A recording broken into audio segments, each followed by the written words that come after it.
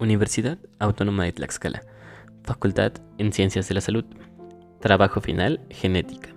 Profesora Magdalena Guadalupe Rodríguez Santiago. Integrantes: Andrea Herrera Romero, Fernando Moreno Ibarra. Tema 1. Biología molecular. Definiciones. Biología molecular.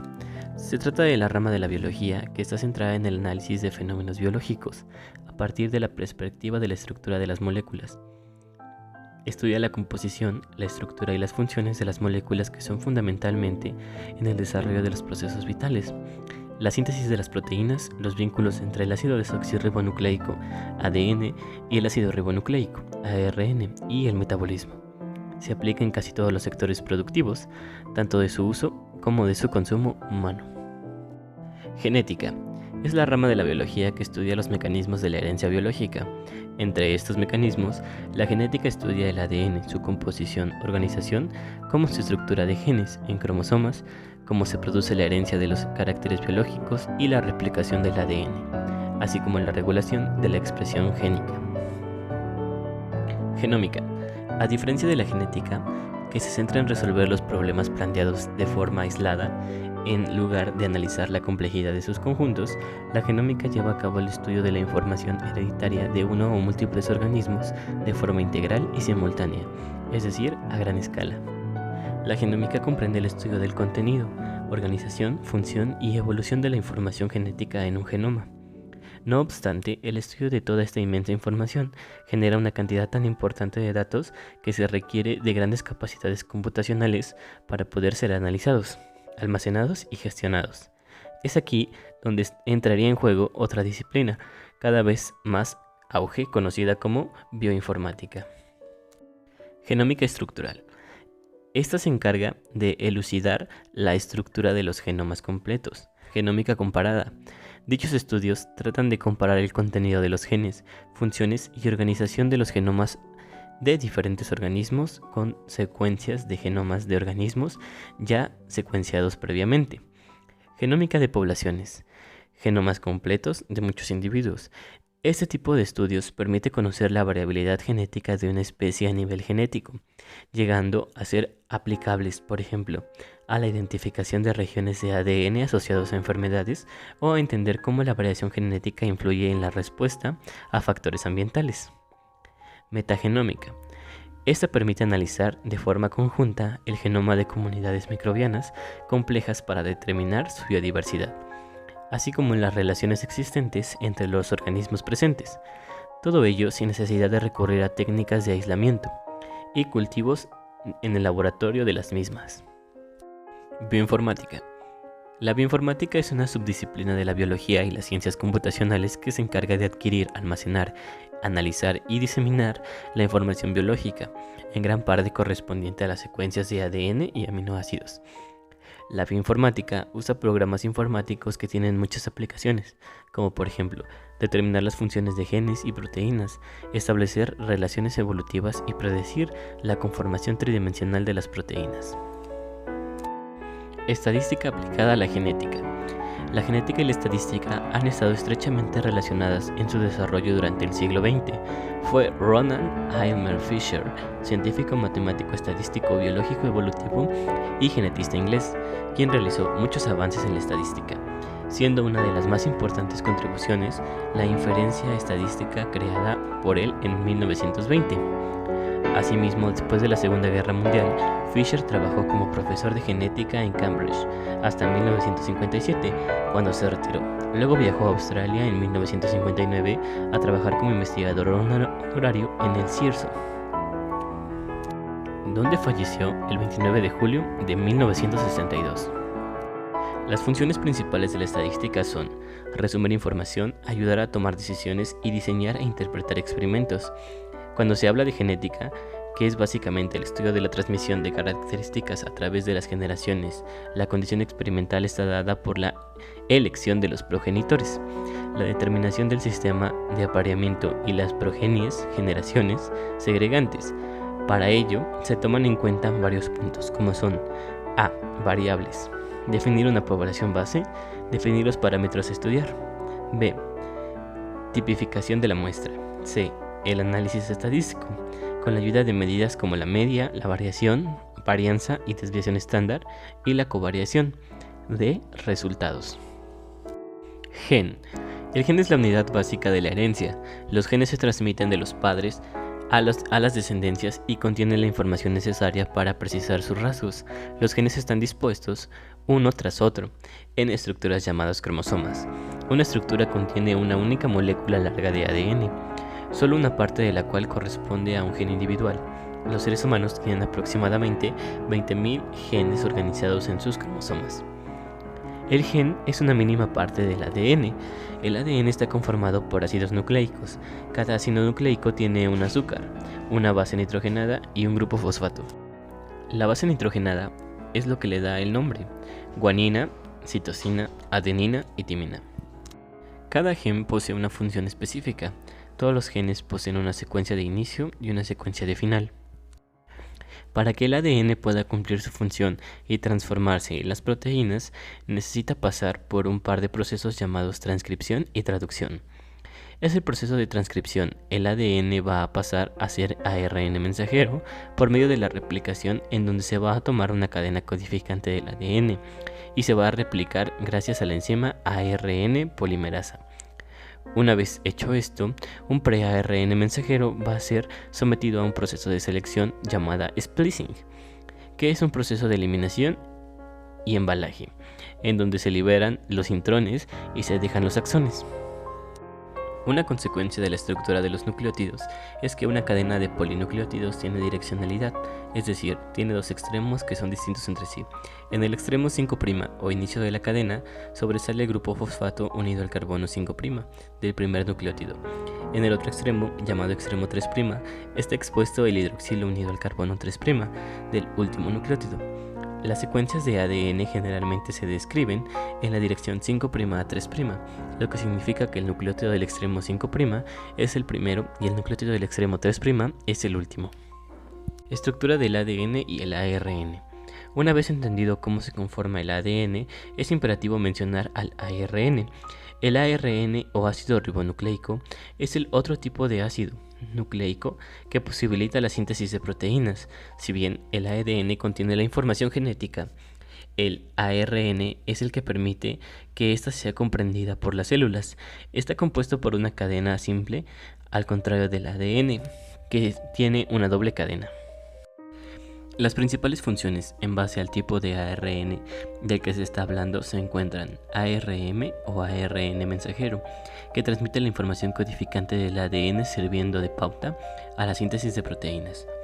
ARN de transferencia, que transporta aminoácidos para la síntesis de proteínas. ARN ribosómico, que como su nombre indica, se localiza en los ribosomas y ayuda a leer los ARM y cataliza la síntesis de proteínas. Fuera de las diferencias más notables entre estas dos moléculas, como son que el ADN es de doble cadena y el ARN solo posee una, algunas otras diferencias son: el azúcar que lo compone es diferente. En el ADN es la desoxirribosa y en el ARN la ribosa. En las bases nitrogenadas, el ARN, la timina, se sustituye por el uracil, siendo entonces adenina, guanina, citosina y uracil. El peso molecular del ARN es menor que el ADN. La funcionalidad: el ADN contiene todas las señales mientras que el ARN es quien las codifica. Alelo: es cada una de las formas alternativas que puede tener un mismo gen que se diferencia en su ausencia y que puede manifestar en modificaciones concretas de la función de ese gen. Producen variaciones en características heredadas como por ejemplo el color de ojo o el grupo sanguíneo. Debe entenderse el valor de dominio que se otorga a un gen cuando rivaliza contra otro gen por la ocupación de su posición final en los cromosomas, durante la separación que se produce durante la meiosis celular. De ese valor de dominancia del alelo procreador resulta la transmisión idéntica o distinta de la copia o serie de copias del gen procreado. Cromosomas. Los cromosomas son estructuras con apariencia de hilo ubicadas dentro del núcleo de las células de animales y plantas. Cada cromosoma está compuesto de proteínas combinadas con una sola molécula de ácido desoxirribonucleico, ADN. Pasando de pares a descendientes, el ADN contiene las instrucciones específicas que hacen único a cada tipo de ser vivo. El término cromosoma se origina de las palabras griegas para color, croma, y cuerpo, soma. La estructura única de los cromosomas mantiene el ADN enrollado apretadamente alrededor de las proteínas con apariencia de carretes, el hilo llamado histonas. Sin dichos carretes, las moléculas de ADN serían demasiado largas para caber dentro de las células. Alosomas. Es un cromosoma que difiere del resto de cromosomas, autosomas, de su forma, tamaño y comportamiento. Los cromosomas sexuales de los seres humanos son los típicos alosomas de los mamíferos y son los que determinan el sexo. En las especies en las que se determina el sexo por el sistema XXXY, como en el caso de todos los mamíferos incluyendo al ser humano, la presencia de los alosomas XX determina el sexo femenino, mientras que el XY son para el sexo masculino. Autosoma. Un autosoma es uno de los 22 pares cromosómicos que se encuentran en casi todas las células de nuestro cuerpo. De hecho, tenemos en total 23 pares de cromosomas dentro de cada célula. En total, de 46, los cromosomas del par 23 se conocen con el cromosoma X y el y son los cromosomas sexuales porque determinan el género de la persona, masculino o femenino. El resto de los 22 pares de autosomas se enumeran en función de su tamaño, de forma inversa. A menor tamaño, menor es el número que les da nombre. De esta forma, el cromosoma 1, al que se le adjudica el primer número, es en realidad el cromosoma más grande. Locus o loci es una posición fija de un cromosoma que determina la posición de un gen o de un marcador genético. Se le usa para identificar posición de interés sobre determinadas secuencias. Una variante de la secuencia del ADN en un determinado locus se llama alelo. La lista ordenada de loci conocidos para un genoma particular se denomina mapa genético, mientras que se denomina cartográfica genética al proceso de determinación del locus de un determinado carácter biológico. Clonación. La clonación consiste en hacer copias idénticas de un organismo celular o secuencias de ADN. La clonación molecular ADN es un proceso que usan los científicos para amplificar una secuencia concreta de ADN, es decir, obtener muchas copias de ella. Para hacerlo, primero se aísla la secuencia diana, después se inserta el fragmento dentro de otra molécula de ADN conocida con el nombre de vector, y finalmente se introduce en una célula huésped adecuada. Cada vez que esta célula huésped se divide, se replica también la secuencia de ADN foráneo insertado, como si fuera una parte más de su propio ADN. También hablamos de clonación para referirnos a la producción sexual. Recombinación. La recombinación homóloga es un tipo de recombinación genética que ocurre durante la meiosis, formación de las células del óvulo y los espermatozoides. Los cromosomas apareados de los progenitores masculinos y femeninos se alinean de forma que secuencias similares del ADN se entrecruzan. Este entrecruzamiento produce un intercambio de material genético, el cual es causa importante de la variabilidad genética que se observa en la descendencia. Dogma central de la biología molecular. El dogma central de la biología molecular es un concepto que ilustra los mecanismos de transmisión y expresión de la herencia genética tras el descubrimiento de la codificación de esta doble hélice del ADN. Esto nos propone que existe una unidireccionalidad en la expresión de la información contenida en los genes de una célula, es decir, que el ADN se transcribe como ARN mensajero y que éste se traduce como proteína. Elemento que finalmente realiza la acción celular. El dogma también postula que solo el ADN puede duplicarse y por lo tanto reproducirse y transmitirse la información genética a la descendencia. Francis Crick expresó el dogma central por primera vez en 1958 y se replanteó en un artículo de Nature publicado en 1970. Tema 2. Ácidos nucleicos. ¿Cómo la estructura comunica información? Diferencia entre ADN y ARN. Algunas de las diferencias entre el ADN y el ARN ya las hemos mencionado, por ejemplo, que el ADN es la cadena doble y el ARN de cadena simple. Otras diferencias: el azúcar que lo compone es diferente. En el ADN es la desoxirribosa y en el ARN la ribosa. En las bases nitrogenadas del ARN la timina se sustituye por el uracilo, siendo entonces adenina, guanina, citosina y uracilo. El peso molecular del ARN es menor que la del ADN. Funcionalmente el ADN y el ARN también son diferentes. Tipos de ADN. El ADN tiene dos tipos. El ADN nuclear es el ADN donde se consigue toda la información genética de la célula y determina la función de la misma. El ADN mitocondrial, las mitocondrias poseen su propio ADN que codifica para las proteínas necesarias y llevar a cabo las funciones de estos organelos. Es un ADN circular. Apareamiento de bases. En el modelo de Watson y Crick, las dos cadenas de la doble hélice del ADN se mantienen unidas por puentes de hidrógeno entre las bases nitrogenadas en cadenas opuestas. Cada par de bases forma un peldaño en la escalera de la molécula del ADN. Las paredes de bases no se forman por cualquier combinación de bases. Por el contrario, si hay una adenina, es una cadena. Deben estar completas con una timina en la otra, y viceversa. Del mismo modo, una guanina en una cadena siempre debe tener una citosina como compañera de la cadena opuesta. Estas correspondencias entre adenina y timina y guanina y citosina se conocen como pares de bases complementarias. El emparejamiento de bases explica las reglas de Kraft, es decir, por qué la composición de adenina siempre es igual a la de timina y la composición de citosina es igual a la de guanina. Donde hay una adenina en una cadena, debe haber una timina en la otra, y lo mismo es cierto para la guanina y citosina, puesto que una purina grande, adenina o guanina, se empareja siempre con una pirimidina pequeña, timina o citosina. El diámetro de las hélices es uniforme de aproximadamente 222 nanómetros. Aunque el molde original de Watson y Crick propuso que existían dos puentes de hidrógeno entre las bases de cadena par, hoy sabemos que la guanina y citosina forman un puente adicional, tal que los pares de adenina y timina forman dos puentes de hidrógeno en total, mientras que los pares de guanina y citosina forman tres. La estructura de ADN abrió la puerta para entender muchos aspectos sobre la función del ADN, como la forma en que se copia y forma en la cual la célula utiliza la información que contiene para hacer proteínas. ¿Qué es el ARN o RNA? El ARN es también conocido ácido ribonucleico porque contiene ribosa. Este ácido se encuentra en forma de cadena sencilla, es inestable, de vida media corta, está implicado en los procesos de expresión y regulación de los genes. Sus bases nitrogenadas son adenina, uracilo, guanina y citosina. Sirve de intermediario de la información genética, por lo tanto, desempeña el papel de soporte de la información genética viral durante la replicación de virus en una célula huésped. Existen tres formas principales de ARN, que son ARN mensajero o ARNM.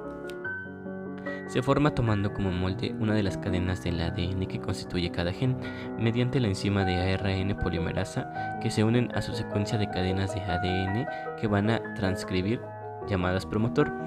Es quien lleva la información del núcleo del citoplasma para sintetizar las cadenas peptídicas.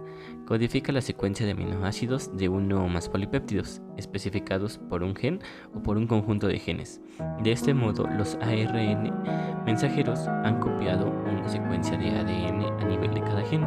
Cada molécula de ARN mensajero se unirá a los ribosomas. El ribosoma se deslizará a lo largo del mensajero, dando lugar a la cadena de proteínas.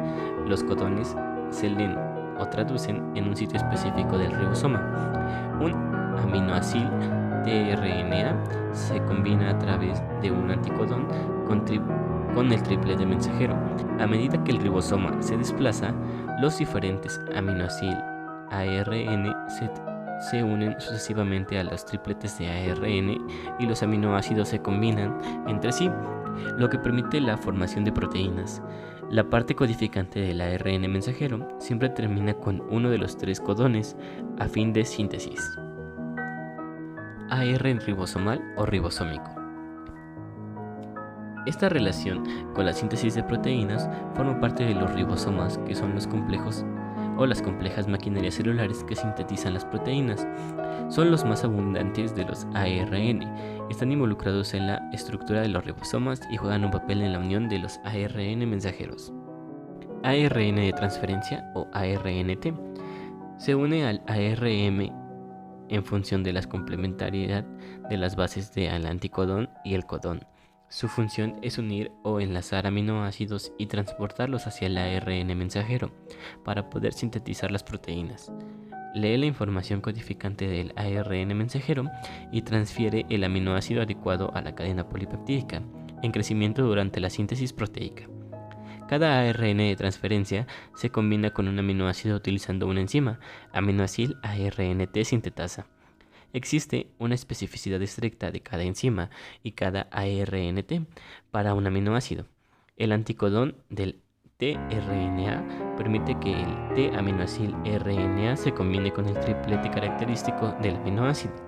Por tanto, los tRNA son intermediarios obligatorios entre los aminoácidos del ARN mensajero. La transcripción es el proceso por el cual pasa la información genética contenida en el ADN a ARN mensajero. El ARN mensajero formado en la transcripción se denomina transcrito primario del ARN y este debe madurar. En este primero hay intrones y exones. En la maduración han de retirarse los intrones que contiene el ADN no codificante mediante un proceso llamado splicing, corte y empalme. Genomas virales. Todos los virus tienen material genético, un genoma hecho de ácido nucleico.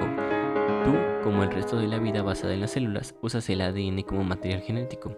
Los virus, por otra parte, pueden utilizar ARN o ADN, que son tipos de ácidos nucleicos.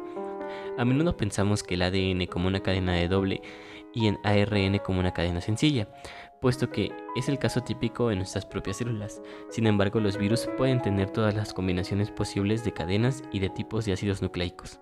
ADN de doble cadena, ARN de doble cadena, ADN monocatenario y ARN monocatenario. Los genomas virales también vienen en diversas formas, tamaños y variedades, aunque son generalmente muchos más pequeños que los genomas de organismos celulares. Es importante resaltar que los virus de ADN y ARN siempre usan el mismo código genético que las células vivas. Si no lo hicieran, no tendrían manera de reprogramar las células de su hospedero. Genoma microbiano en clínica. El genoma microbiano comprende la secuencia completa de los genes de un microorganismo. Su conocimiento permite una mejor comprensión de la patogenia, con aplicaciones en la prevención, en el diagnóstico y en el tratamiento de las enfermedades infecciosas.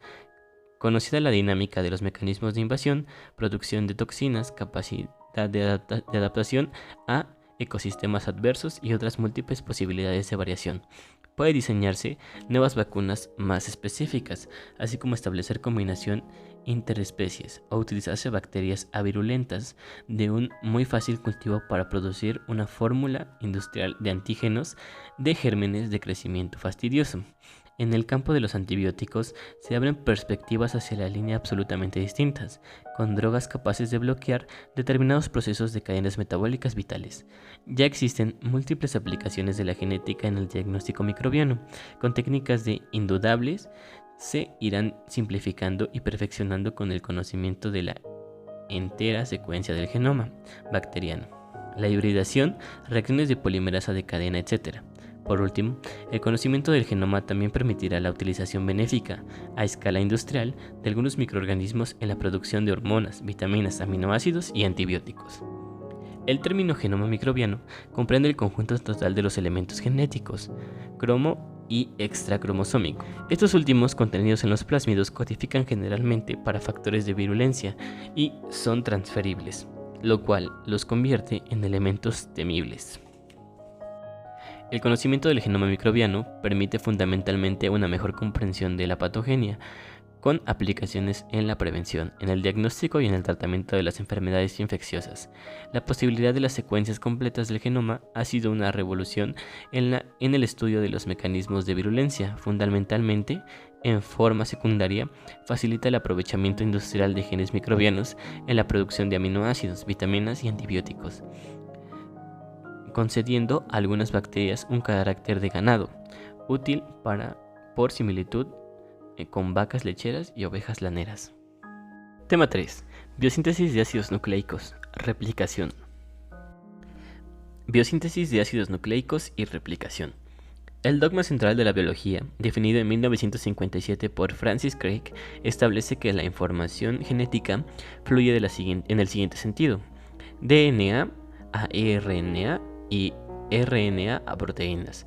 Esto es verdad en la mayoría de los casos. Sin embargo, el material genético de algunos virus está formado por RNA que luego es usado como molde para producir DNA. La transmisión de información genética tiene como principio rectar las reglas de apareamiento de bases, Watson y Crick, y es lo que posibilita la transmisión de una ida y vuelta de la información entre ADN a ARN, de ARN a proteínas.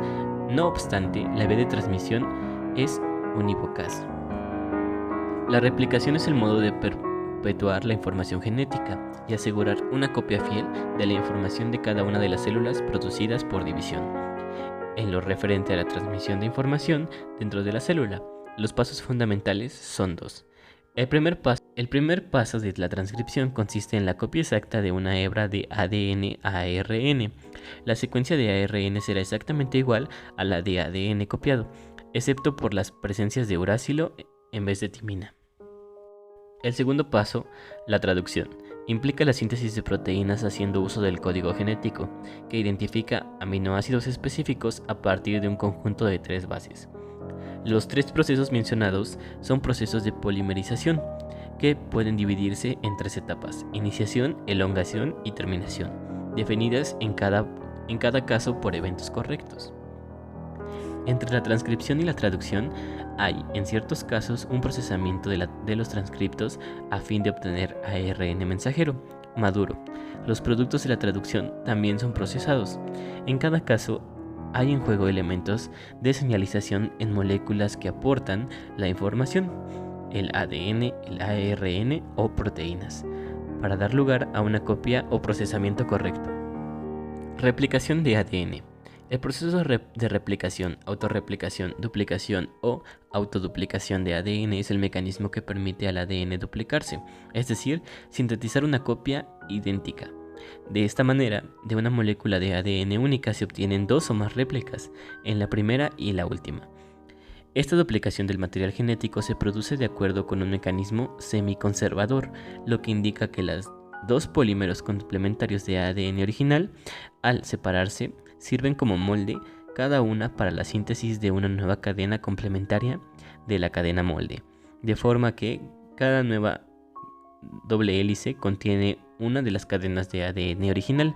Gracias a la complementación entre bases que forma la secuencia de una de las cadenas, el ADN tiene la importante propiedad de producirse idénticamente, lo que permite que la información genética se transmite de una célula madre a una célula hija y es la base de la herencia del material genético.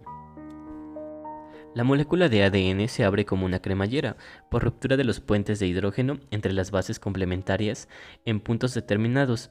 Los orígenes de replicación. Las proteínas iniciadoras reconocen la secuencia de nucleótidos específicas en esos puntos y facilitan la fijación de otras proteínas que permitirán la separación de las 2 hebras de ADN formándose una horquilla de replicación.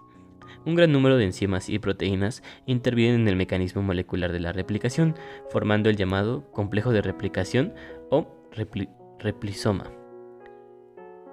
Estas proteínas y enzimas son homólogas en eucariotas y arqueas, pero diferentes en bacterias. Las enzimas. Las enzimas involucradas en la replicación son las siguientes. La topoisomerasa relaja la tensión provocada por el superenrollamiento del ADN al abrirse las 2 hebras. La helicasa rompe los puentes de hidrógeno de la doble hélice, abriendo las 2 hebras, permitiendo el avance de la horquilla de replicación. Las proteínas SSB estabilizan la cadena abierta y las mantienen separadas una de la otra. El cebador, fragmentos de ARN que se unen a la cadena molde por puentes de hidrógeno, para que el ADN polimerasa 1 reconozca dónde debe unirse para empezar a añadir nucleótidos. El ADN polimerasa 1 reemplaza los cebadores de ARN por nucleótidos de ADN. El ADN polimerasa 2 interviene en la corrección de errores. El ADN polimerasa 3 sintetiza la cadena complementaria de forma continua en las hebras adelantadas y en forma discontinua en la hebra regazada, ya que solo puede sintetizar en dirección 5' a 3'. El ARN primasa sintetiza el cebador del ARN necesario para la síntesis de cadena complementaria a la cadena rezagada. El ADN ligasa une los fragmentos de Okazaki. El proceso se puede dividir en 3 fases: iniciación, elongación y terminación. Mutación y cáncer. Los comportamientos anormales demostrados por las células cancerosas son el resultado de una serie de mutaciones en genes regulares clave. Las células se vuelven progresivamente más anormales a medida que se dañan más genes. A menudo los genes que controlan la reparación del ADN se dañan, lo que hace que las células sean aún más susceptibles a niveles cada vez mayores de desorden genético. Se cree que la mayoría de los cánceres surgen de una sola célula, precursora mutante. A medida que esa célula se divide, las células hijas resultantes pueden adquirir diferentes mutaciones y diferentes comportamientos durante un periodo de tiempo. Aquellas células que obtengan una ventaja en la división o resistencia de la muerte celular tendrán que apoderarse de la población. De esta manera, las células tumorales pueden adquirir una amplia gama de capacidad que anormalmente no se ven en la diversión sana del tipo celular representado. Las mutaciones en genes reguladores clave, supresores de tumores y patógenes, alteran el comportamiento de las células y pueden conducir potencialmente el crecimiento regulador que se observa en el cáncer. Para casi todos los tipos de cáncer estudiados hasta la fecha, parece que la transición de una célula normal y sana a una célula cancerosa es una progresión escalonada, que requiere muchos cambios genéticos que se suman para crear una célula cancerosa. Estas mutaciones ocurren tanto en oncógenes como en supresores de tumores. Esta es una de las razones por las que el cáncer es mucho más frecuente en las personas mayores. Para generar una célula cancerosa debe ocurrir una serie de mutaciones en la misma célula. Dado que la probabilidad de que cualquier gen mute es muy baja, es lógico que la posibilidad de que ocurran varias mutaciones diferentes en la misma célula es realmente muy poco probable. Por esta razón, las células de un cuerpo de 70 años han tenido más tiempo para acumular cambios necesarios para formar células cancerosas, pero es mucho menor probable que a los niños hayan adquirido los cambios genéticos necesarios. Por supuesto, algunos niños contraen cáncer, pero es mucho más común en personas mayores. Tipos de mutaciones. El proceso mediante el cual producen las proteínas la traducción se basa en la lectura del ARN mensajero, que se produjo mediante el proceso de transcripción. Cualquier cambio en el ADN que codifica un gen conducirá a una alteración del ARN mensajero producido. A su vez, el ARN mensajero alterado puede conducir a la producción de una proteína que ya no funciona correctamente. Incluso cambiar un solo nucleótido a lo largo del ADN de un gen puede conducir a una proteína completamente no funcional. Hay varias formas diferentes de alterar el ADN. La siguiente sección describe los tipos de cambios genéticos con más detalle. Mutaciones puntuales. Las alteraciones genéticas se pueden clasificar en dos categorías generales. La primera categoría está compuesta por cambios que alteran solo uno o unos pocos nucleótidos a lo largo de una hebra de ADN. Estos tipos de cambios se denominan mutaciones puntuales. Cuando los ribosomas leen una molécula de ARN mensajero, cada 3 nucleótidos es interpretado como un aminoácido. Estos códigos de 3 letras son llamados codones. Los cambios causados por mutaciones pueden dar lugar a errores en la traducción de proteínas. El impacto en la proteína depende de dónde ocurre el cambio y qué tipo de cambio es. Los codones de 3 letras leídos por los ribosomas pueden modificarse mediante una mutación de una de estas 3 formas. Mutaciones sin sentido. El nuevo codón hace que la proteína termine prematuramente produciendo una proteína que se acorta y a menudo no funciona correctamente o no funciona en absoluto. Mutaciones en sentido erróneo. El nuevo codón hace que se inserte un aminoácido incorrecto en la proteína. Los efectos sobre la función de la proteína dependen de lo que se inserte en el lugar del aminoácido normal. Mutaciones por desplazamiento. La pérdida o ganancia de uno o dos nucleótidos hace que el codón afectado y todos los codones que siguen sean mal interpretados. Esto conduce a un producto proteico muy diferente, a menudo no funcional. Mutación transcripcional. Algún daño del ADN resulta de la modificación de un nucleótido o un pequeño grupo de nucleósidos que no pueden ser leídos por la enzima ARN polimerasa. Cuando el complejo ARN polimerasa llega a esos puntos, algunas veces ignora el daño añadiendo nucleótidos en un intento de continuar la síntesis, incluso si esto significa poner nucleótidos erróneos. Este proceso es conocido como mutagénesis transcripcional y puede jugar un rol significativo en el desarrollo del cáncer. 4. Transcripción del código genético, la biosíntesis del ARN. El proceso por el cual las células crean proteínas se llama síntesis de proteínas. Este consiste en dos procesos, transcripción y traducción. La transcripción ocurre en el núcleo. Utiliza el ADN como molde para crear moléculas de ARN. El ARN luego sale del núcleo y va a un ribosoma en el citoplasma, donde ocurre la traducción. La traducción lee el código genético del ARN mensajero y crea una proteína. La transcripción es la primera parte del dogma central de la biología molecular. ADN pasa a ARN. Es la primera transferencia de instrucciones genéticas en el ADN al ARN mensajero. Durante la transcripción se crea una hebra de ARN mensajero, que es complementaria a la hebra de ADN. Pasos de la transcripción. 1. La transcripción ocurre en 3 pasos: iniciación, elongación y terminación. 2. Iniciación es el inicio de la transcripción. Ocurre cuando la enzima ARN polimerasa se une a una región de un gen llamado promotor. Esto le indica al ADN que se desenrolle para que la enzima pueda leer las bases en una de las hebras de ADN. La enzima está ahora lista para crear una nueva hebra de ARN mensajero, con una base complementaria de bases. 3. Elongación es la adición del nucleótido de la hebra de ARN mensajero. La ARN polimerasa lee la hebra desenrollada del ADN y construye una molécula de ARN mensajero, usando pares de bases complementarias.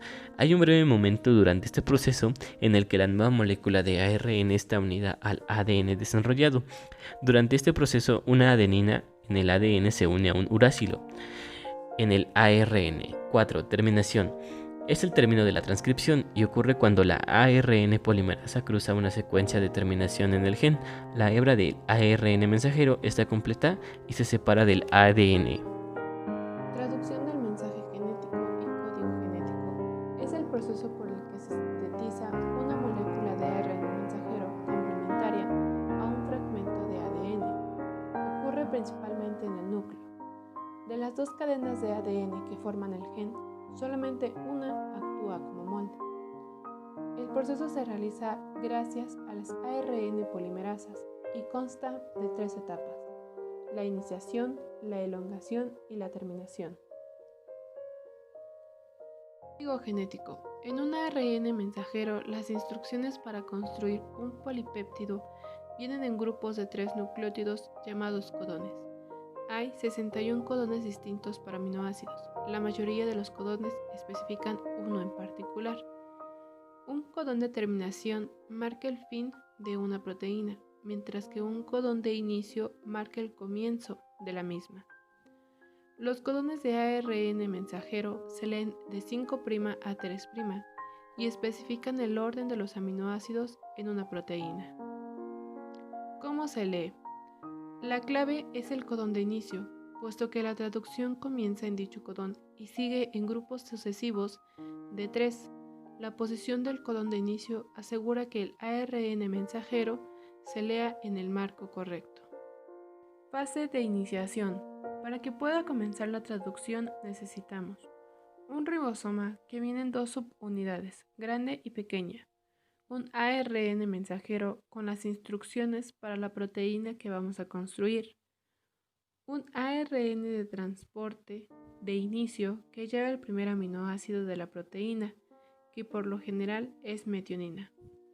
Los pasos a seguir. Primero, el complejo de subunidad ribosomal pequeña y ARN de transporte se unen a 5' cap. Después, el complejo lee para encontrar codón de inicio. Seguido de esto, el ARN de transporte iniciador se une al codón de inicio. Y finalmente, la subunidad ribosomal grande se une para formar el complejo de iniciación. Fase de elongación. La elongación básicamente es la etapa donde la hebra de ARN se alarga al agregar nuevos nucleótidos. Durante la elongación, la ARN polimerasa camina sobre una hebra de ADN, conocida como la hebra molde, en la dirección 3' a 5'. Por cada nucleótido en el molde, la ARN polimerasa agrega un nucleótido de ARN correspondiente al extremo 3' de la hebra de ARN. ¿Cómo sucede? Primeramente, el siguiente codón posterior al codón de inicio del ARN mensajero está expuesto a la altura del sitio A del ribosoma, lo que hace que allí se coloque el aminoácido ARN de transporte correspondiente. Después, una enzima, la peptidiltransferasa, cataliza el mecanismo por el que el aminoácido situado en P se separa de su ARN de transporte y se une con un enlace peptídico al aminoácido incorporado en A. Al tiempo que el aminoácido ARN de transporte en sitio A es desplazado hacia el sitio P, de donde es expulsado el ARN de transporte, ya sin aminoácido, el ribosoma avanza exactamente 3 nucleótidos a lo largo del ARN mensajero, dejando un nuevo codón expuesto en el sitio A, permitiendo así que el ciclo comience de nuevo. Fase de terminación. La traducción finaliza en un proceso conocido como terminación. Esta sucede cuando un codón de alto en el ARN mensajero, ya sea UAA, UAG o AGA, entra en el sitio A. A continuación, entrará un factor de separación que cataliza la separación del polipéptido. Inmediatamente se separa el ARN mensajero, así como las dos subunidades del ribosoma. Proteínas llamadas factores de liberación reconocen los codones de terminación y caben perfectamente en el sitio P. La síntesis completa de una proteína tarda entre 20 y 60 segundos, pero lo más importante es que la traducción de un determinado ARN mensajero implica la participación de numerosos ribosomas. Activación de aminoácidos. La activación de los aminoácidos para formar los complejos de transferencia es el paso previo necesario para que pueda comenzar la traducción, y consiste en la unión de cada aminoácido a su ARN de transporte específico, mediante la intervención de una enzima, la aminoácido ARN transferasa sintetasa, y el aporte de energía del ATP. Los tripletes del ARN no reconocen directamente a los aminoácidos que especifican. La traducción del mensaje depende de la presencia de moléculas de ARN de transporte que sean capaces de realizar ambos reconocimientos. En un extremo llevan unido el aminoácido y el anticodón del brazo central es complementario al codón del aminoácido. Cada aminoácido se activa por su aminoácido ARN transferasa sintetasa correspondiente. Hay 20 enzimas distintas, una para cada aminoácido. Traducción de procariotas y eucariotas. Los organismos eucariotas presentan ciertas diferencias en el proceso respecto a las procariotas. Primeramente hay que recordar que los eucariotas suelen modificar los ARN mensajeros antes de la traducción, modificaciones post-transcripcional como la eliminación de intrones. Estas modificaciones hacen, entre otras cosas, que los ARN mensajeros de eucariotas sean más estables. Para empezar, el hecho de contar con una envoltura nuclear que separa el ADN del citoplasma hace que los ARN mensajeros de eucariotas deban señalizarse para su salida del núcleo y su marcha hacia los ribosomas que se encuentran en el retículo endoplasmático rugoso. Por el contrario, los ARN mensajeros de procariotas se encuentran directamente con los ribosomas en el mismo ambiente. Mientras está sintetizando el ARN, es frecuente que ya haya empezado la traducción por su extremo 5'. En eucariotas, el primer aminoácido es siempre la metionina, codificada en el ARN como AUG, mientras que en procariotas puede ser la metionina o la valina, y en el caso de la metionina está formilada, mientras que en eucariotas cada ARN mensajero, cuando llega a los ribosomas, codifica para una sola proteína. En procariotas, los ARN mensajeros son policistrónicos y pueden contener diferentes proteínas. En cuanto a los ribosomas de ambos grupos, son también diferentes. Los de procariotas son de menor tamaño y su composición también es diferente. Por ejemplo, Los ribosomas procariotas cuentan con unos 25 péptidos en su subunidad pequeña, mientras que los de eucariotas rondan los 33 péptidos. Los ARN y péptidos que forman los ribosomas de procariotas son más pequeños que los de eucariotas, aunque estén estrechamente relacionados evolutivamente. En general, podemos decir que la traducción de eucariotas requiere un mayor número de factores de traducción que en procariotas, donde solo existe un factor de iniciación que debe asociarse al ARN y al ribosoma para empezar la traducción. Por el contrario, en eucariotas existen factores que ayudan a la colocación del ARN en el ribosoma y la iniciación, mientras que otros factores ayudan a la elongación del péptido y a la finalización de la traducción. Modificaciones post-traduccionales de proteínas.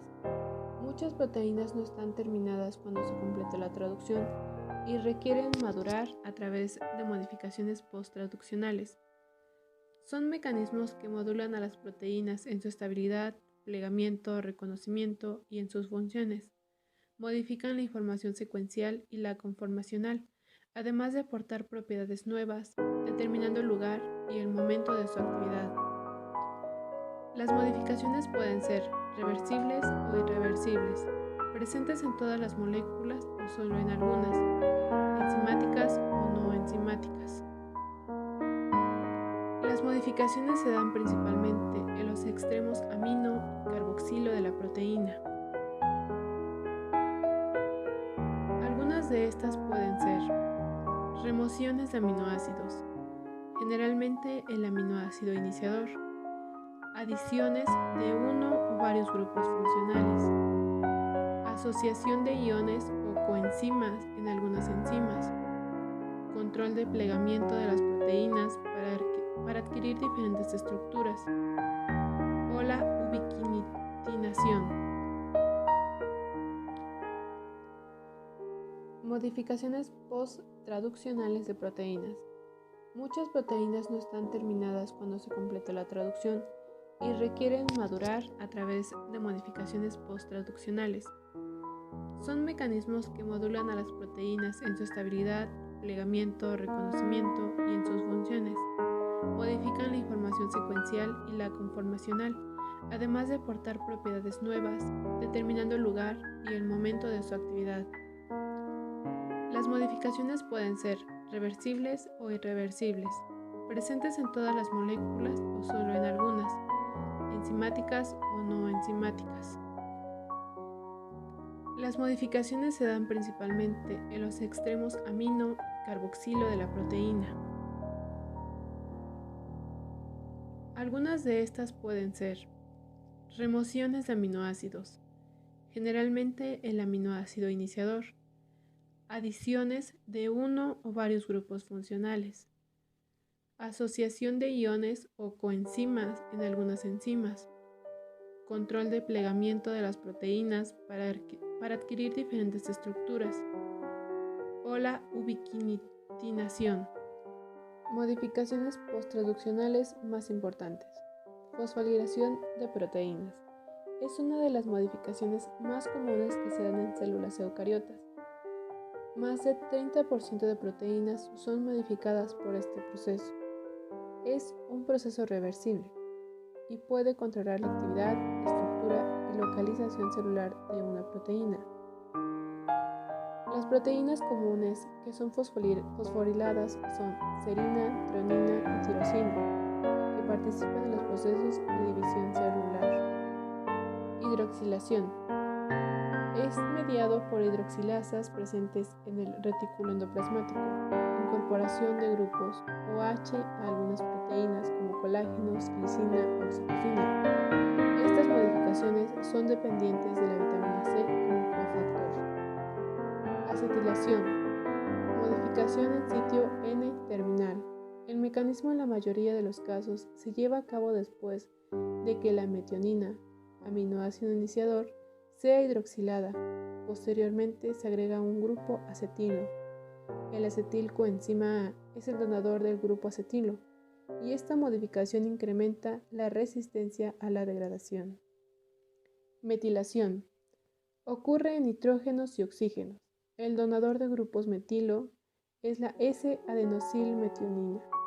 La N-metilación es una modificación irreversible. La metilación de las histonas de ADN es un regulador de la cromatina, por lo tanto, también de la actividad transcripcional. Cosilación. La modificación de proteínas mediante la incorporación de carbohidratos es el proceso conocido como glicosilación, que presenta una gran heterogeneidad.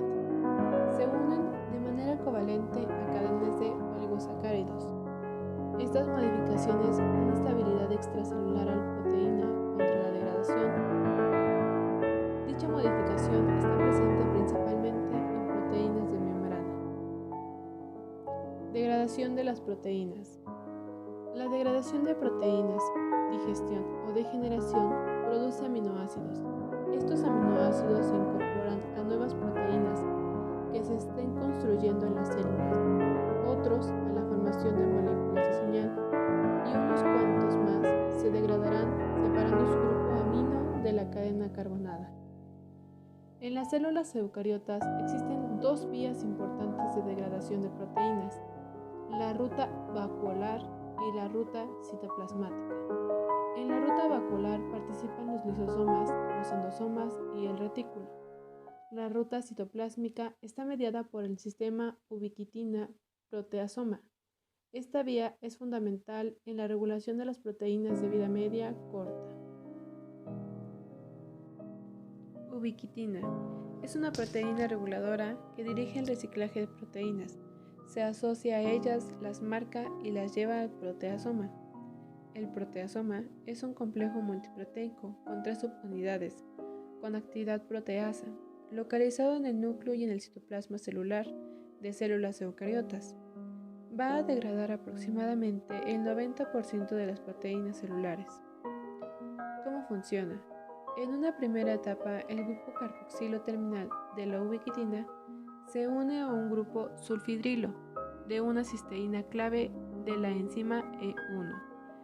En una segunda etapa, la ubiquitina activada se une a una cisteína clave de la enzima E2.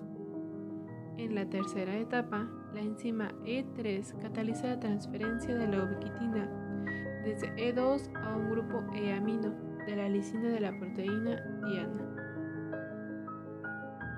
Genética mendeliana. Leyes de Mendel. Primera ley, ley de la uniformidad.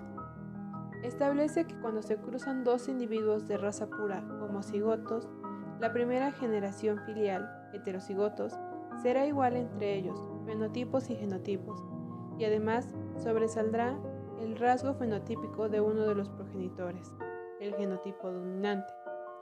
Segunda ley de Mendel, principio de la segregación. Establece que cada uno de los alelos en un gen se segregan en proporción 1 a 1. Consiste en que el cruce de dos individuos de la primera generación filial, A mayúscula, A minúscula, tendrá lugar una segunda generación filial en la cual reaparecerá el fenotipo y genotipo del individuo recesivo. Tercera ley de Mendel, el principio de la transmisión independiente. Consiste en establecer que hay rasgos que pueden heredar de manera independiente. Sin embargo, esto solo ocurre en los genes que se encuentran en cromosomas diferentes y que no intervienen entre sí, o en genes que están en regiones muy distantes del cromosoma. Mendel obtuvo esta información al cruzar guisantes cuyas características, es decir, color y rugosidad, se encontraban en cromosomas diferentes. Fue así que observó que existen caracteres que se pueden heredar de manera independiente. Cuadro de Punnett es un diagrama diseñado por Reinald Punnett y es usado por los biólogos para determinar la probabilidad de que un protocolo tenga un genotipo particular. El cuadro de Punnett permite observar cada combinación posible para expresar los alelos dominantes, representados con letra mayúscula, y recesivos, representados con letra minúscula. Herencia no mendeliana. La herencia no mendeliana es un término general que se refiere a cualquier patrón de herencia en la que los rasgos no se segregan de la conformidad de las leyes mendelianas. Estas leyes describen la herencia de rasgos ligados a genes individuales en los cromosomas del núcleo. Entre los mecanismos hereditarios que se ajustan a las leyes descritas por Mendel, se pueden mencionar las siguientes: codominancia, herencia intermedia, alelos múltiples, sistema de poligenes, epistasis y pleiotropía. Codominancia. Se produce codominancia cuando se manifiestan de modo independiente cada uno de los dos alelos de un gen de un individuo heterocigoto, es decir, el fenotipo del híbrido se manifiesta los dos alelos codominantes simultáneamente, es decir, ambos tienen la misma intensidad. Codominancia intermedia. El fenotipo del individuo heterocigótico es distinto al de los dos homocigóticos, debido a que ninguno de los dos alelos anula totalmente el otro. Los dos tienen la misma intensidad. El fenotipo heterocigótico puede ser un intermedio entre los dos progenitores o parecer un nuevo carácter. Alelos múltiples. Cuando en la población existen más de dos formas alternativas de un mismo gen, se habla de alelos múltiples. Se da cuando existen más de dos formas alélicas para una característica en la población. Los grupos sanguíneos sistema ABO representan 3 alelos en la población humana y la combinación de ellos origina 4 grupos. Poligenia. La poligenia está definida como el número de fenotipos que puede adquirir un nuevo individuo, es decir, los fenotipos son brindados por más de un gen, donde el individuo poligénico llega a expresar diferentes características de sus descendientes. Epistasis. Es la interacción entre diferentes genes al expresar un determinado carácter fenotípico, es decir, cuando la expresión de uno o más genes dependen de la expresión de otro gen. Sucede cuando la acción de un gen se ve modificada por la acción de uno o varios genes. Pleiotropia. Es el efecto que tiene un gen en caracteres distintos y no relacionados que se expresan en el fenotipo de un organismo. Por ejemplo, en los gatos, el gen para el color blanco del pelaje tiene un efecto pleiotrópico sobre los ojos y los oídos. Cariotipo. Un cariotipo es la colección de cromosomas de un individuo. El término también se refiere a una técnica de laboratorio que produce una imagen de los cromosomas de un individuo. El cariotipo es utilizado para buscar números o estructuras anormales de los cromosomas. Como ya se ha indicado, hay 24 tipos de diferentes cromosomas humanos, cada uno de los cuales puede distinguirse citológicamente por una combinación de longitud global, localización del centrómero y contenido de secuencia. Esta última característica se pone de manifiesto con diversos métodos de tinción. El centrómero presenta una construcción primaria, una especie de estrechamiento o pellizcamiento de las cromátides hermanas debido a la formación del cinetocoro. El centrómero es un marcador citogénico reconocible que divide el cromosoma en dos brazos, un brazo corto denominado P y un brazo largo denominado Q. Anomalías cromosómicas. Las anomalías de los cromosomas pueden ser numéricas o estructurales y pueden afectar a uno o más autosomas, cromosomas sexuales o a ambos simultáneamente. La incidencia global de las anomalías cromosómicas es de alrededor de 1 de 154 niños nacidos vivos, por lo que su impacto es considerable tanto en medicina clínica como para la sociedad. Con mucha diferencia, el tipo más frecuente de anomalía cromosómica con repercusión clínica es la de adeneuploidía, un número de cromosomas anormal debido a un cromosoma extra o ausente. Anomalías en los cromosomas humanos. Trisomía 13, 18, 21 y gonosomopatías. Los trastornos cromosómicos numéricos más frecuentes observados en nacidos vivos son 3 trisomías autosómicas: la las trisomías de los cromosomas 21, 18 y 13. Trisomía 21. Síndrome de Down. La trisomía 21 es la más frecuente, 1 de cada 600 u 800 nacimientos, y es la alteración cromosómica responsable del síndrome de Down. El 95% de los síndromes de Down presentan una fórmula cromosómica 47XX o XY más 21. El 4% de los casos resultan en una segregación desequilibrada de una traslocación parental y aproximadamente el 3% son mosaico, con una línea normal. El cromosoma 21 fue el primero en secuenciarse por completo y contiene poco más de 200 genes. El fenotipo de esta cromosomopatía en nacidos vivos se caracteriza por capacidad intelectual muy baja y cardiopatías congénitas. Después de la segunda década se desarrollaron signos de degeneración cerebral que recuerdan la enfermedad de Alzheimer.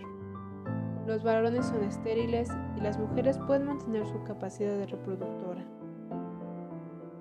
Trisomía 18. Síndrome de Edwards. Es la segunda trisomía autosómica más frecuente, 1 de cada 6.000 u 8.000 nacimientos. El cromosoma extra casi siempre proviene de la madre y la edad materna avanzada aumenta el riesgo. Solo los fetos femeninos llegan al término y tan solo un 10% de los nacidos llega a los 3 meses de vida. Los efectos fenotípicos más característicos son bajo peso, tórax en escudo, cardiopatía congénita, anomalías renales, dedos en flexión, hipertonía y pies en mecedora. Los parámetros ecográficos para la sospecha de esta cromosomopatía son muy sugerentes. Retraso de crecimiento es uno de los primeros. Trisomía 13, síndrome de patata. La trisomía 13 se observa en 1 de cada 7.000 a 11.000 nacimientos. Se asocia a una alta mortalidad en el segundo y tercer trimestres de gestación. El 20% de las trisomías 13 resultan de un desequilibrio cromosómico en la segregación de una traslocación parental. Los pacientes con mosaicismo para la trisomía 13 son infrecuentes y en los pocos casos descritos sus efectos fenotípicos están atenuados. Anomalías de los gonosomas. Las anomalías en los cromosomas sexuales tienen una repercusión fenotípica menor que la de los autosomas y una incidencia mayor. Las principales características que comportan las gonosomopatías son las alteraciones en la diferenciación sexual y la esterilidad. Síndrome de Turner. El síndrome de Turner tiene una prevalencia de 1 por cada 2.000 mujeres. Supone el 3% de las concepciones, el 90% de los abortos subclínicos, un 10% de los abortos espontáneos del primer trimestre. En el 70 y 80% de los casos, el cromosoma que se pierde es de origen paterno. El desarrollo intelectual de la mayoría de los pacientes es normal. Presentan distintas alteraciones en el cariotipo. La más típica, del 40 al 60% de los casos, es la monosomía del cromosoma X, 45X. Otras alteraciones incluyen 46X o QX, isocromosoma del brazo largo, que supone una monosomía para el brazo corto y una trisomía para el largo, la delección del brazo corto, la delección del brazo largo y otras alteraciones estructurales del cromosoma X. Síndrome de Klinefelter. Este síndrome, de incidencia 1 de cada 700 varones recién nacidos, se presenta con displasia gonadal e hipogonadismo que poseen como mínimo 2 cromosomas X y un Y. El 10% de los varones estériles corresponden a este síndrome. Es la causa más frecuente de hipogonadismo y esterilidad en varones. En general, los pacientes afectados son de estatura elevada, tienen hipoplasia testicular y producen concentraciones bajas de testosterona, con lo que desarrollan de forma pobre los rasgos sexuales secundarios. El 40% de los casos desarrollan ginecomastía, trastornos autosómicos dominantes.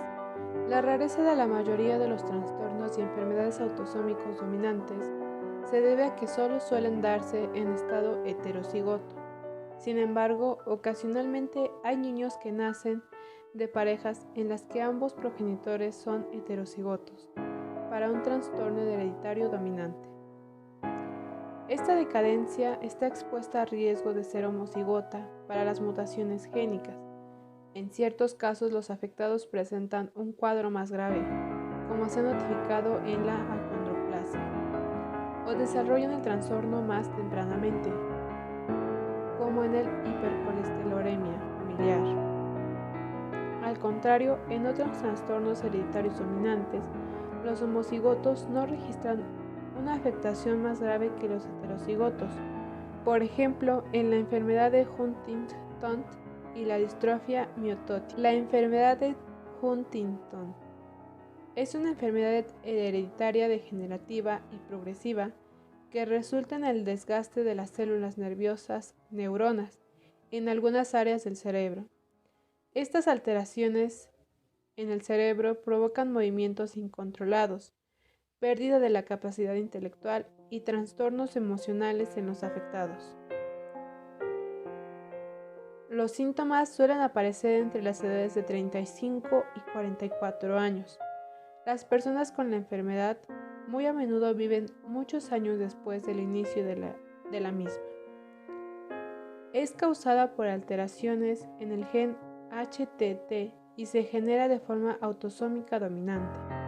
El tratamiento se basa en los síntomas presentes en cada persona y puede incluir varias medicaciones. Trastornos autosómicos recesivos. Un individuo afectado tiene dos copias del gen anormal, heredadas una de cada uno de los progenitores, y se dice que es homocigoto para los alelos de la enfermedad. Los heterocigotos son portadores, es decir, tienen solamente una copia normal y no suelen ser afectados, aunque en algunos casos pueden tener un fenotipo leve.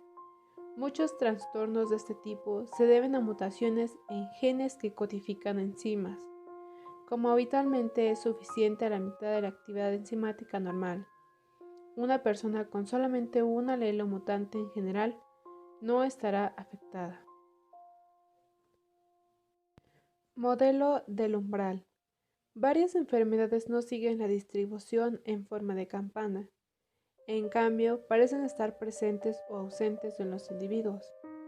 Sin embargo, no siguen los patrones esperados de las enfermedades monogénicas. Una explicación que se emplea con frecuencia es que hay una distribución de la susceptibilidad subyacente a estas enfermedades en una población. Las personas que se encuentran en el extremo bajo de la distribución tienen pocas posibilidades de desarrollar la enfermedad en cuestión. Esto es, tienen pocos alelos o factores ambientales que causarían la enfermedad. Quienes se encuentran más cerca del extremo alto de la distribución presentan más alelos y factores ambientales causantes de la enfermedad y tienen más probabilidades de desarrollarla. En cuanto a las enfermedades multifactoriales que están presentes o ausentes, es necesario superar un umbral de susceptibilidad para que se exprese la enfermedad. Por debajo del umbral, la persona parece no afectada. Por encima, está afectada por la enfermedad. Técnicas de biotecnología de ácidos nucleicos. Extracción de ADN. Pasos. Número 1. Lisis celular. Es una técnica que pretende desintegrar los componentes celulares por una ruptura mecánica o una lisis osmótica, suspendiendo la célula en una solución hipotónica, provocando que la célula se hinche hasta que se rompa y libere su contenido. También puede lograrse por tratamientos químicos como detergentes o agentes caotrópicos, pues solubilizan los líquidos de la membrana plasmática y nuclear, así como también desnaturalizan las proteínas. Las soluciones de lisis contienen un agente quelante de cationes divalentes llamados ETA, que inactivan las ADNasas por la interacción con su cofosfato enzimático, el magnesio. Paso número 2. Eliminación de proteasas. Al hidrolizar las células en el tubo nos quedan proteínas y otros contaminantes, por lo cual es necesario utilizar enzimas proteolíticas que son activadas ante un amplio espectro de proteínas para desintegrarlas e inactivarlas. Son las siguientes: proteasas K y proteanasas. Paso número 3. Eliminación del ARN. Al ser considerado como un contaminante, es importante eliminarlo, puesto que al momento de la hibridación con sondas se pueden cometer errores de reconocimiento de las secuencias o contaminarlas con ARN. ARNasas ribonucleasa A nos da la capacidad para aislar ADN libre de ARN. Hidroliza el ARN en los residuos de citosina y uracilo, cortando entre los grupos fosfato 3' del nucleótido pirimidina y el grupo 5' hidroxil del nucleótido adyacente. Paso 4. Eliminación de contaminantes. Al tener al ADN en el protóbulo mezclado con trazas de las proteínas y lípidos, los demás contaminantes residuales que pueden alterar nuestros resultados, el ADN es una molécula polar a causa de la carga negativa que le confiere su grupo fosfato, lo cual nos permite aprovechar la tendencia hidrolítica del ADN agregando un solvente orgánico que separa dos fases, una orgánica donde se precipitan todas las proteínas y otra fase que mantiene inmersos el ADN en una solución acuosa. Estas soluciones pueden ser fenol, cloroformo, alcohol isoamílico, que son solventes orgánicos que tienen la propiedad de desnaturalizar proteínas, quedando las proteínas en la interfase y el ADN en la fase acuosa. Fase 5. Precipitación del ADN.